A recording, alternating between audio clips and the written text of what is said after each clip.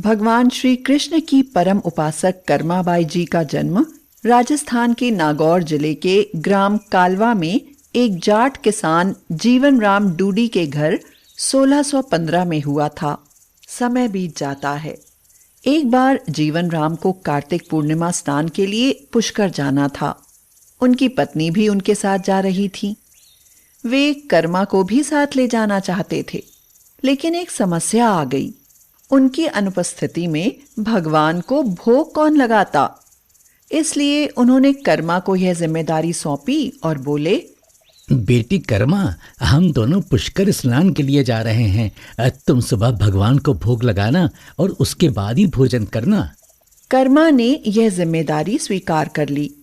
इधर माँ पिता तीर्थ यात्रा के लिए रवाना हुए, उधर घर पर कर्मा ने सुबह स्नान आदि कर बाजरे का खिचड़ा बनाया। उसमें खूब घी डाला और पूजा के लिए भगवान की मूर्ति के पास आ गई।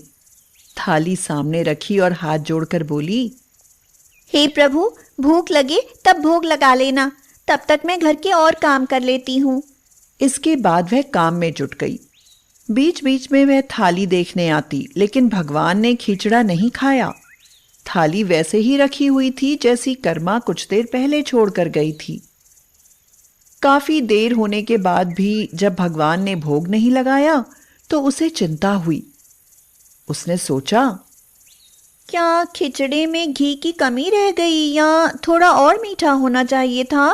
उसने और गुड़ व घी मिलाया और वहीं बैठ गई, लेकिन भगवान ने फिर भी नहीं खाया। तब उसने कहा, हे प्रभु, आप भोग लगा लीजिए। माँ बाबू पुष्कर नहाने गए हैं, आपको जिमाने की जिम्मेदारी मुझे दी गई है, इसलिए आपके भोग लगाने के बाद ही मैं खाना खाऊंगी। हाँ। लेकिन भगवान फिर भी नहीं आए। माँ बाबू जब जिमाते हैं तो भोग लगा लेते हो, और आज इतनी देर कर दी। खुद भी भूखे बैठे हो और मुझे भी भूखी रखोगे। लेकिन भगवान फिर भी नहीं आए और कर्मा का खिचड़ा वहीं रखा हुआ था। कर्मा ने और इंतजार किया और बोली, तुम्हें मेरे हाथ से ही खिचड़ा खाना होगा। माँ बापू को आने में कई दिन लग जाएंगे। तुम जीम लो ना, वरना मैं भी भूखी ही रह जाऊंगी। और मुझे अच्छे अच्छे व्यंजन बनाने नहीं आते हैं और ना ही विधि विधान से पूजा करनी आती है। इस रूखे सूखे खिचड़े से ही आपको गुजारा करना पड़ेगा प्रभु। दोपहर बीत गई, शाम होने लगी थी, लेकिन कर्मा ने कुछ भी नहीं खाया। आखिरकार कर्मा की जिद देखकर कृष्ण को आना ही पड़ा और वह बोले, अरे कर्मा, तुमने पर्दा तो किया ही नहीं, ऐसे भोग कैसे लगाऊं? यह सुनकर कर्मा ने अपनी चुन्नी से छाया की और उसी की छाया में कृष्ण ने खिचड़े का भोग लगाया। थाली पूरी खाली हो गई। कर्मा बोली, भगवान, इतनी सी बात थी तो पहले बता देते, खुद भी भूखे रहे और मुझे भी भूखा रखा। कुछ दिनों बाद जीवन राम और उनकी पत्नी पुष्कर से घर लौटे। देखा, जाते समय तो मटका पूरा गुड़ से भरा था, अब खाली कैसे? कर्मा की माँ ने कर्मा को बुलाया और पूछा, बेटी, गुड़ कहाँ है? कर्मा ने बताया कि रोज भगवान कृष्ण उसके पास आते और खिचड़े का भोग लगाते। कहीं मिठास कम ना हो जाए, इसलिए खिचड़े में गुड़ कुछ ज्यादा डाल दिया। उसने पहले दिन हुई परेशानी के बारे में भी बता दिया। यह कैसे संभव है? उन्हें चिंता भी हुई कि बेटी बावली तो नहीं हो गई है। उन्होंने मन को दिलासा देने के लिए कहा, शायद कर्मा ही पूरा गुड़ खा गई होगी। इस पर कर्मा ने कहा, अगर आपको यकीन नहीं है ना तो कल देख लीजिएगा, मैं खुद भगवान को भोग लगाऊंगी। दूसरे दिन कर्मा ने खिचड़ा बनाया, गुड़ और घी डालकर थाली मंदिर में रख दी, चुन्नी से पर्दा किया और प्रार्थना की, हे ईश्वर, मेरे सत्य की रक्षा करना अब आपके हाथ में ही है। भक्त की पुकार सुनकर कृष्ण खिचड़ा खाने आ गए। जीवन राम और उनकी पत्नी यह दृश्य देखकर आश्चर्य में थे। कर्मा के पिता ने सोचा, जिस भगवान को प्राप्त करने वे तीर्थ यात्रा पर गए थे, वे भगवान तो उनके घर में विराजमान थे। उन्होंने कर्माबाई से कहा, बेटी कर्मा, आज से तुम ही भगवान की सेवा करना और रोज भगवान को अपने हाथ से भोग लगाना। ऐसा सुनकर कर्माबाई बहुत प्रसन्न हुई और इसी प्रकार रोज सुबह जल्दी उठकर अत्यंत प्रेम भाव से श्री कृष्ण को भोग लगाने लगी। कुछ वर्ष बाद कर्मा के माताजी और पिताजी स्वर्ग सिधार गए। अब कर्मा अकेली रह गई, इसलिए उसका मन घर में नहीं लगता था। कर्मा घर से श्री कृष्ण की मूर्ति लेकर अपने गांव कालवा को छोड़कर तीर्थ यात्रा पर निकल गई और तीर्थ यात्रा करते करते वह उड़ीसा के जगन्नाथपुरी पहुंच गई। जगन्नाथ में ही कर्मा ने एक छोटी सी कुटिया बना ली और वहीं निवास करने लगी। अब कर्मा अपने रोज के नियम के अनुसार सुबह सवेरे जल्दी उठकर भगवान श्री कृष्ण के लिए बड़े प्रेम से खिचड़ी बनाती और भगवान को भोग लगाती। इस प्रकार क्रम निरंतर चलता रहा। एक दिन कर्माबाई के भगवान श्री कृष्ण को भोग लगाने के बाद एक छोटा सा बालक उनके पास आया और बोला, माँ, कुछ खाने को है, बड़ी भूख लगी है। हाँ बेटा, मैंने अभी अभी खिचड़ा बनाया है, आजा बैठ जा, तू भी खा ले। यह कहकर कर्मा ने बड़े प्यार से खिचड़ा परोसा और बालक ने बड़े ही चाव से खिचड़ा खाया। उस बालक के रूप में स्वयं भगवान जगन्नाथ कर्माबाई के हाथ से बना खिचड़ा खाने साक्षात पधारे। बालक ने जल्दी से खिचड़ा खा लिया और बोला, माँ, खिचड़ा बहुत अच्छा बना है, मैं कल भी खाने आऊंगा। बेटा, कल क्या, मैं तो तेरे लिए रोज खिचड़ा बना कर रखूंगी, तू रोज खिचड़ा खाने आ जाया करना। ठीक है, अब से मैं रोज खिचड़ा खाने आया करूंगा। इतना कहकर बालक चला गया।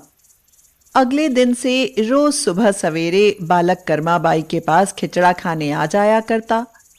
यह क्रम चलता रहा। एक दिन कर्माबाई की कुटिया के पास एक साधु आया और उसे बातों ही बातों में पता चला कि बिना स्नान किए श्री कृष्ण के लिए वह खिचड़ा बनाती है तथा उनको भोग लगाती है। तब साधु ने कर्माबाई से कहा, बेटी, बिना स्नान किए भगवान को भोग लगाने से पाप पड़ता है। तुम रोज सुबह नहाकर विधि विधान से भगवान को भोग लगाया करो। भोली भाली कर्माबाई ने साधु की बात मान ली और सुबह जल्दी उठकर स्नान करके पूरी विधि विधान से भगवान के लिए खिचड़ा बनाने लगी। ये सब करने में कर्माबाई को बहुत देर लग जाती, लेकिन वह बालक तो रोज अपने समय से आता और कर्मा से कहता, माँ, मुझे बहुत भूख लगी है, मुझे जल्दी खिचड़ा दे माँ, जल्दी कर माँ, जल्दी कर। थोड़ी देर रुक जा बेटा, अभी देती हूँ, थोड़ी देर रुक जा। और जब कर्मा भगवान श्री कृष्ण को भोग लगाने के बाद वह बालक को खिचड़ा खाने को देती तो बालक उसे बहुत शीघ्रता से खाता और हाथ मुंह साफ किए बिना ही चला जाता। यह क्रम चलता रहा। एक दिन भगवान जगन्नाथ के मंदिर के पुजारी ने देखा कि कुछ दिनों से सुबह के समय भगवान की मूर्ति पर खिचड़ा लगा रह जाता है। फिर वह मन में विचार करते कि भगवान के मुख पर खिचड़ा कैसे लग जाता है, हम तो खिचड़े का भोग नहीं लगाते। कुछ दिन लगातार भगवान के मुख पर खिचड़ा लगा देखते हुए पुजारी इसको भगवान की लीला समझते हैं और समझ जाते हैं कि भगवान रोज कहीं से खिचड़ा खाकर आते हैं। पुजारी मन ही मन भगवान से पूछते हैं, हे श्री जगन्नाथ, आप ये खिचड़ा कहाँ से खाकर आते हैं, हमें भी तो बताइए। उसी दिन भगवान जगन्नाथ पुजारी के सपने में आते हैं और उससे कहते हैं, मेरी एक भक्त है कर्माबाई, जो कि जगन्नाथपुरी में ही रहती है। वो रोज सुबह जल्दी उठकर मेरे लिए बाजरे का खिचड़ा बनाती है और बहुत प्रेम से मुझे भोग लगाती है। मुझे उसके हाथ का खिचड़ा बहुत पसंद है और मैं भी सुबह जल्दी कर्माबाई के पास खिचड़ा खाने जाता हूं। परंतु कुछ दिनों पहले एक साधु ने कर्माबाई से कहा कि स्नान ध्यान करके पूरे विधि विधान से भगवान को भोग लगाया करो, और अब कर्माबाई पूरे विधि विधान से मुझे भोग लगाती हैं। इन सब में बहुत देर लग जाती है और मुझे इंतजार करना पड़ता है तथा मुझे भूख का कष्ट भी सहन करना पड़ता है, और जब तक मैं खिचड़ा खाता हूं तब तक मंदिर में भक्तगण आने लगते हैं, इसलिए आजकल मुझे मुंह हाथ धोए बिना ही झूठे मुंह आना पड़ता है। पुजारी श्री जगन्नाथ जी से यह सब जानकर अगले दिन से उस साधु की खोज करवाता है। पुजारी साधु को सारी बातें बताता है। साधु ये सब बात सुनकर घबरा जाता है और वह कर्माबाई के पास जाता है और कहता है, बेटी, तुम पहले की तरह सुबह जल्दी उठकर भगवान के लिए खिचड़ा बना दिया करो। तुम्हारे लिए कोई भी नियम या विधि विधान की आवश्यकता नहीं है। साधु की यह बात सुनकर कर्माबाई पहले की तरह खिचड़ा बनाती और भगवान को भोग लगाती रही तथा उस बालक को भी बड़े प्यार से खिचड़ी खिलाती रही। यह क्रम कई वर्षों तक चलता रहा। एक दिन कर्माबाई संसार चक्र को छोड़कर प्रभु के धाम चली गई। उस दिन जगन्नाथपुरी के मंदिर में भगवान की आंखों से आंसू बह रहे थे।